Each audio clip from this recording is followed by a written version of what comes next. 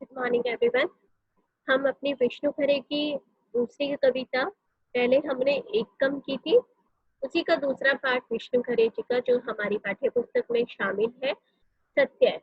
सत्य पढ़ते हैं आज। ठीक है। इस कहानी में महाभारत के दो मुख्य पात्रों का वर्णन किया गया है। पहला पात्र है विदुर और दूसरे पात्र है युधिष्ठिर। और विदुर जो है वो सत्य के प्रतीक है और युधिष्ठिर जो है वो सत्य के प्रति निष्ठावान व्यक्ति के प्रतीक है।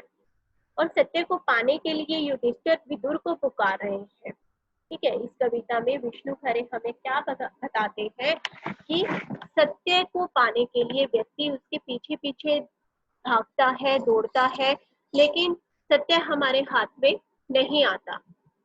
जब हम सत्य को पुकारते हैं तो वो हमसे हटते जाता है, जैसे गुहारते हुए युधिष्ठिर के सामने से भागे थे विदुर और भी घने जंगलों में। ये कथन तब का है जब एक बार युधिष्ठिर का विदुर के सामना होता है, लेकिन विदुर दूर से ही देखकर युधिष्ठिर को भागने लगते हैं, यानी वो उनके सामने नहीं आना चाहते, वो उनसे छिपने लग जाते हैं। वो उनसे क्यों छिप रहे हैं? क्योंकि जो विदुर है वो हमेशा कौरवों का साथ देते हैं, वो पांडवों का साथ नहीं देते। वो जानते हैं कि पांडव हर तरह से परिपूर्ण है, अच्छे हैं, लेकिन वो फिर भी कौरवों का ही साथ देते हैं। ठीक है। और जब आज युधिष्ठिर उनसे मिलना चाहता है तो वो उनसे दूर भाग रहे हैं कि जब हम यहाँ पे सत्य का प्रतीक कौन है? विदुर है। इसीलिए यहाँ लिखा है कि जब हम विदुर का सत्य को पुकारते हैं तो वो हमसे हटते जाता है। और जैसे गुहारते हुए युधिष्ठिर के सामने से भागे थे विदुर और घने जंगलों में जाकर वो छिप गए थे। सत्य शायद जानना चाहता है कि उनके पीछे हम कितनी दूर तक भटक सकते हैं। सत्य हमेशा हमारी परीक्षा लेता है। हम जितना भी सत्य को पाना चाहे, जितना भी उनकी कोशिश करना चाहे उसको पाने की, वो हमसे दूर दूर भाग जाता है। कभी दिखता है सत्य तो कभी ओझल हो जाता है, हमें वो कभी तो दिखाई देता है और कभी हमारी आंखों के सामने से दूर हो जाता है। और हम कहते रहते हैं कि रुको, यह हम हैं। जैसे धर्मराज के बार बार दुहाई देने पर कि ठहरिए स्वामी विदुर, यह मैं हूँ, आपका सेवक कुंती नंदन युधिष्ठिर। लेकिन वे नहीं छिटकते, ये नहीं रुकते। जब युधिष्ठिर को विदुर देख लेते हैं और विदुर भी उन्हें देख लेते हैं, लेकिन विदुर जानबूझकर अनजान बन जाते हैं और वो उनके सामने से भागने लग जाते हैं। तो लेखक कहता है कि शायद सत्य हमारी परीक्षा लेता है, सत्य हमारे सामने टिकना ही नहीं चाहता। वो कभी कभी तो ऐसा प्रतीत होता है कि वो हमारे सामने ही है और कभी कभी ऐसा प्रतीत होता है कि वो हमारी आंखों से ओझल हो गया है। और बार बार रोकने पर भी, बार बार आवाज देने पर भी वो नहीं रुकते। जैसे कि धर्मराज युधिष्ठिर ने उन्हें बार बार आवाज दी थी कि महाराज रुकिए, स्वामी विदुर रुकिए, ये मैं आप ही का सेवक कुंती नंदन युधिष्ठिर हूँ। कुंती नंदन यानी कि कुंती का पुत्र युधिष्ठिर हूँ। यदि हम किसी तरह युधिष्ठिर जैसा संकल्प पा जाते तो एक दिन पाता नहीं क्या सोचकर रुक ही जाता सत्य। जैसे युधिष्ठिर को धर्मात्मा कहा जाता है, धर्मात्मा की उपाधि से उन्हें नवाजा गया था और वो हमेशा सच्चाई के संकल्प पर चलते हैं। तो काश ऐसे अगर हम सब मनुष्य भी संकल्प पा लेते और सत्य की राह पर चलते, तो उस संकल्प की राह पर चलते तो शायद सत्य हमें भी मिल जाता। लेकिन पलट कर खड़ा ही रहता है वो दृढ़ निश्चय, अपने कहीं और देखती दृष्टि से हमारी आंखों में देखता हुआ, अंतिम बार सा देखता सा लगता है वह हमें, और उसमें से उसी का हल्का सा प्रकाश जैसा आकार समा जाता है हम पे। ठीक है। वो सत्य टिका हुआ है, दोनों ही दृढ़ निश्चय है, दोनों ही टिके हुए हैं।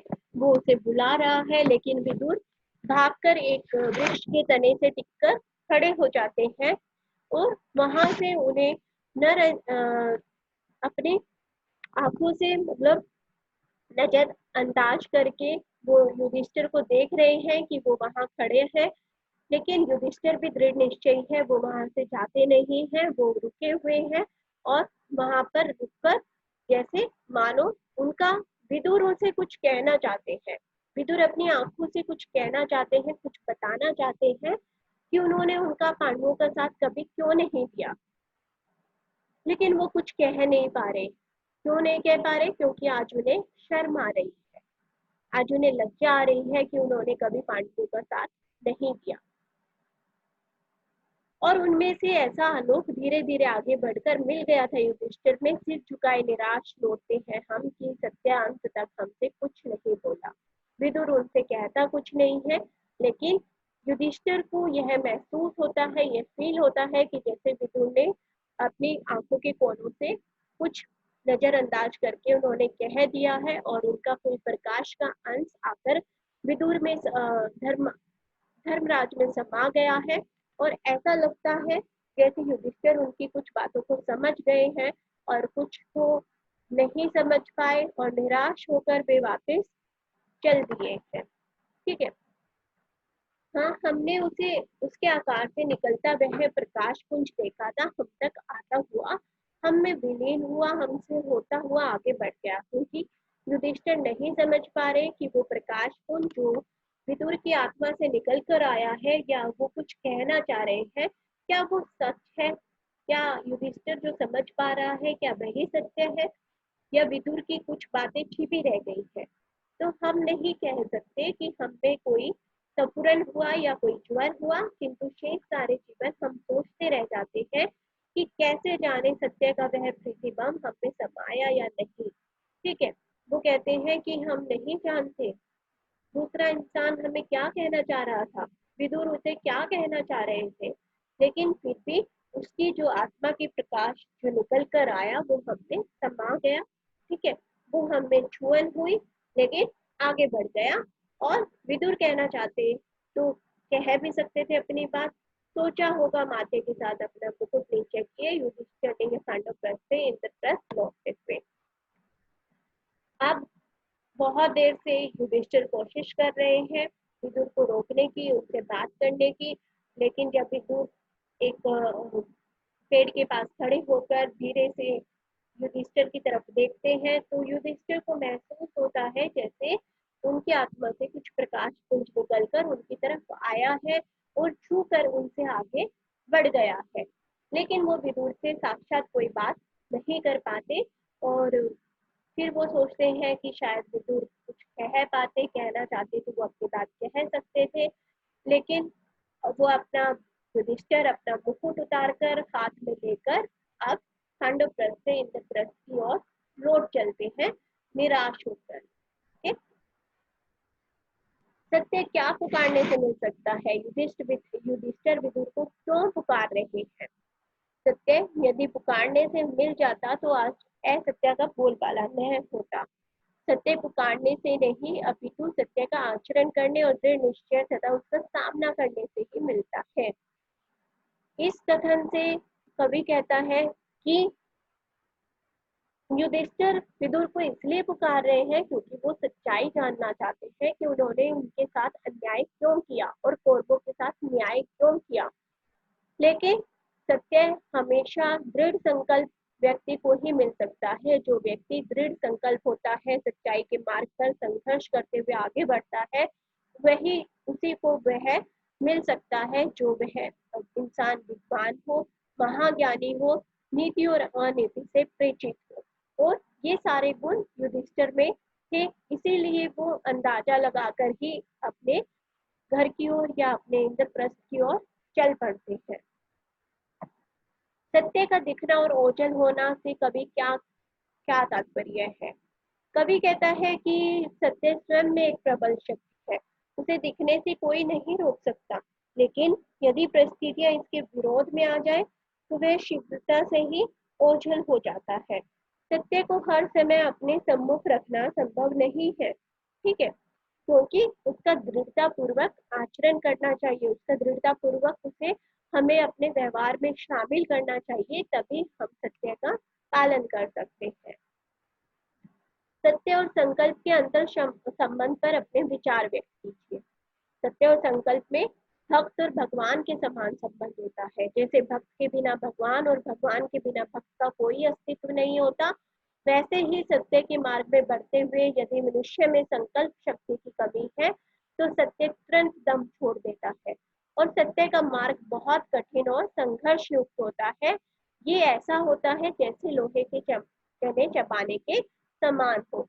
इसीलिए हमें निरंतर संघर्ष करते हुए ही अपने संकल्प को लक्ष्य बनाकर उस पर चलना चाहिए। युधिष्ठिर जैसा संकल्प से क्या तात्पर्य है? मतलब कि सत्य के मार्ग पर अड़िग रहना। ठीक है, चाहे हमारे सामने कैसी भी परिस्थितियां आए, कैसे भी हमारे सामने लोग कैसे भी हमें विरोधाभास का सामना करना पड़े, लेकिन हमें अपने मार्ग से पीछे नहीं हटना, संकल्प से पीछे नहीं हटना। ठीक है, सत्य की पहचान हम कैसे करें? अब सत्य की पहचान कैसे कर सकते हैं कि सत्य हमारे अंतःकरण में विद्यमान होता है, उसे खोजने के लिए हमें भीतर झांकना आवश्यक है। सत्य के प्रति हमारे मन में संशय उत्पन्न हो सकता है, तो परंतु यह संशय हमारे भीतर व्याप्त सत्य को धूमिल नहीं कर पाता। हमें सदैव परिस्थिति घटनाक्रमों और ध्यान में रखते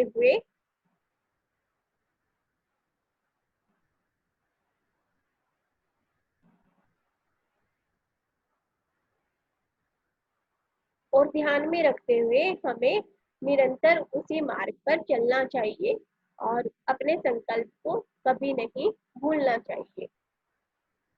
कविता में प्रयुक्त बार बार शब्द हम कौन है? हम ऐसे लोगों का सूचक है जो सारी उम्र सत्य की खोज के लिए मारे मारे फिरते हैं। वे सत्य को पहचानना तथा जानना चाहते हैं, लेकिन उनकी मुख्य चिंता यह है कि वे सत्य का स्थिर रूप, रंग और पहचान नहीं खोज पाते। यदि वे इन्हें खोज भी लेते हैं तो वे सत्य को स्थायित्व यानी कि परमानेंट नहीं रख पाते, परंतु सत्य की पहचान और स्वरूप तो घटनाओं, स्थितियों तथा लोगों के अनुरूप बदलती रहती है।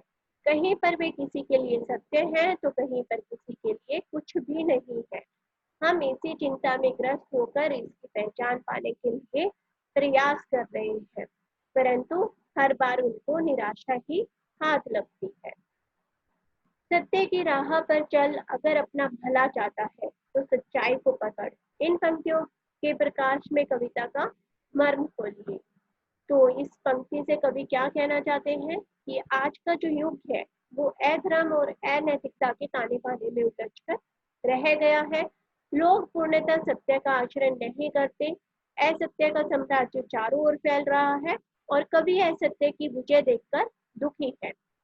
यह मानवता की ही हत्या है और यही कविता का मर्म है कि कवि के अनुसार मानवता की भलाई इसी में ही है कि वह सत्य के मार्ग पर चले, क्योंकि असत्य का मार्ग अधर्म और अनैतिकता को बढ़ावा देता है।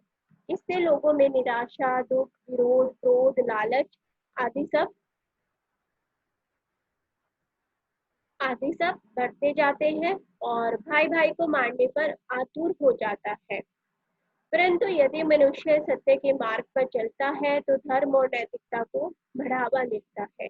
लोगों में इस कारण आशा, सुख, प्रेम, शांति तथा परोपकार जैसी भावनाओं का विकास होता है। यदि एक व्यक्ति असत्य को नकारता है तो इसके कई लोगों को भला ही होता है। ठीक है, कविता पूरी हो गई अपनी।